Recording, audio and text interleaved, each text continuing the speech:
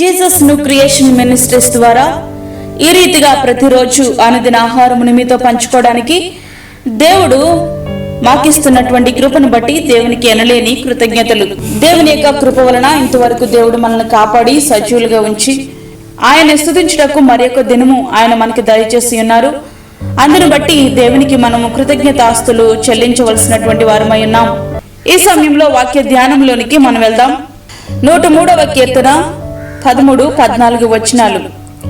తండ్రి తన కుమారుని ఎడల జాలిపడినట్లు యెహోవా తనయందు భయభక్తులు గలవారి ఎడల జాలిపడును.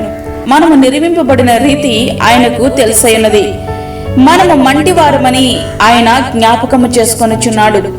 ప్రియమైన దేవుని బిడ్డ, తండ్రి తన కుమారుని ఎడల ఎట్లా జాలి చూపిస్తాడో అలాగే మన పరలోకపు తండ్రి కూడా ఆయన యందు భయభక్తులు కలిగిన తన పిల్లల పట్ల కూడా అదే రీతిగా జాలి కలిగి ఉంటాడు. కారణం ఏంటో తెలుసా? ఆయన చేతులే మనను నిర్మించాయి. మనము మంటివారమని ఆయనకు తెలుసు. కాబట్టి ఆయన మన ఎడల జాలి చూపిస్తున్నాడు. మనము మంటివారము, నీటి బుడగ లాంటి వాళ్ళం. ఏ క్షణాన ఏమైపోతామో మనకు తెలియదు. కాబట్టి ఆయన మన ఎడల జాలి చూపిస్తున్నారు.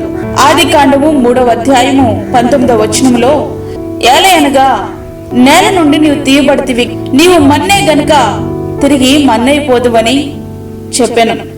మనము మంటివారము అని చెప్పి ఆయన మన పట్ల జాలి చూపిస్తుంటే మనమేమనుకుంటామో తెలుసా? ఇంతవరకు నేను కాపాడబడ్డాను అంటే ఇది నా నీతి, నా పరిశుద్ధత, నా తెలివి, నా జ్ఞానం, నేను ఈ స్థితిలో ఉండడానికి కారణం నేనే అంటూ అతిశయిస్తూ ఉంటాం. అంతేగాని పెంటకుప్ప మీద ఉండాల్సినటువంటి మనలను మెంటపై గనులతో కూర్చుండబెట్టాడు అనే సత్యాన్ని మనము అర్థం చేసుకోలేకపోతున్నాం. ప్రతి పరిస్థితి యందు ఆయన మన పట్ల జాలి చూపిస్తున్న విధానం ఏ విధంగా ఉందో ఒక్కసారి ఆలోచిస్తున్నావా? ప్రియమైనటువంటి దేవుని బిడ్డ, తండ్రి తన బిడ్డల ఎడల జాలి పడినట్లు దేవాతి దేవుడు, సర్వసృష్టికర్త, మహోన్నతుడైనటువంటి దేవుడు నీ ఎడల జాలి పడుతున్నాడు. ఆ జాలిని నీవు తిరస్కరిస్తున్నావా? ఆ జాలిని నీవు తేలిగ్గా ఎంచుతున్నావా? ఒక్కసారి ఆలోచించు. ఎందుకంటే దేవుని యొక్క కృపను, దేవుని యొక్క జాలిని మనము తేలిగ్గా తీసుకోకూడదు. ఆయన కృప కొరకు కనిపెట్టి వారి యందు ఆయన ఆనందించే దేవుడై ఉంటున్నాడు. మనము మంటివారం. ఏ క్షణాన మనకి ఏం జరిగిద్దో మనకి తెలియదు. మన ఊపిరి నీటి బుడగ లాంటిది. అందుకే మోషే గారు అంటున్నారు, నాకు జ్ఞాన హృదయము కలిగినట్లుగా చేయము అని, మా దినములు లెక్కించుటకు మాకు నేర్పించుము అని. ఎన్ని దినములు ఈ భూమి మీద ఉంటావో నీకు తెలుసా? మనం మంటివారము కాబట్టి తిరిగి మంటిలో కలవలసిన వారమై ఉన్నాం. కనుక దేవుడు మన ఎడల చాలు పడుతూ ఉంటే ఆ చాలుని తేలిగ్గా తీసుకోకు. ఆయన ప్రేమగల దేవుడు కాబట్టి నిన్ను దేవుడు ఇంతవరకు కాపాడుతూ ఉన్నాడు. ఆయన ప్రేమను నిర్లక్ష్యము చేయకు. ఎన్నిసార్లు నువ్వు ఆయన మీద తిరుగుబాటు చేసినా ఆయన నీ దగ్గరికి వచ్చి తలుపు తడతనే ఉన్నాడు. ఈ విషయాన్ని మనము గుర్తించాలి, దేవుణ్ణి అంగీకరించాలి, ఆయన మనము స్తుతించాలి.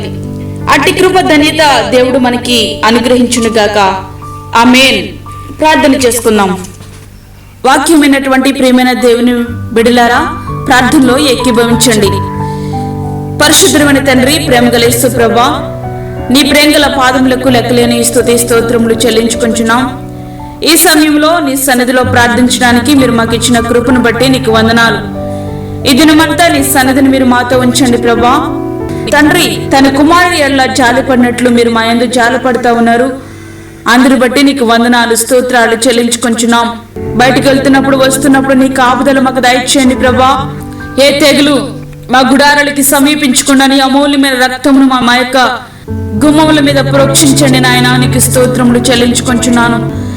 నీ వాక్యాన్ని ఎవరు కూడా అజాగ్రత్తగా వినకుండా భయభక్తులు కలిగి వినట్లుగా సహాయం ఇచ్చేయండి ప్రభా. రక్షణ లేని వారికి రక్షణ దయచేయండి, మారు మనసు లేని వారికి మారు మనసు దయచేయండి ప్రభా. అదే రీతిగా బలహీనంగా ఉన్న నీ బిడ్డలను బలపరచండి. అదే రీతిగా గర్భిణీ స్త్రీలను, చంటి బిడ్డలను, ప్రభా వృద్ధులను మీరు జ్ఞాపకం చేసుకోనండి.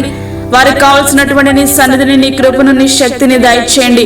వాక్యం వింటున్నా నీ బిడ్డలందరినీ మీరు జ్ఞాపకం చేసుకోనండి ప్రభా. వారి కుటుంబాలలో ఏ అవసరతలు ఉన్నాయో, ఏ అక్కరలు ఉన్నాయో మీరు తీర్చండి. దూరదేశంలో ఉండి వాక్యం వింటున్న నీ బిడ్డలకు కూడా మీరు తోడుగుండండి. వారికి కావాల్సిన నీ భద్రతను అనుగ్రహించండి ప్రభా.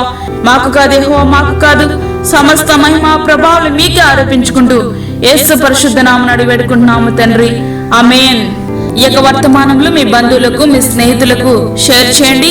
దేవుని సేవలో మీరు కూడా పాలిభాగస్తులు కండి. అదేవిధంగా మీ ప్రార్థన అవసరతలు మాకు తెలియచేయండి. మా ఫోన్ నంబర్ 9177377559.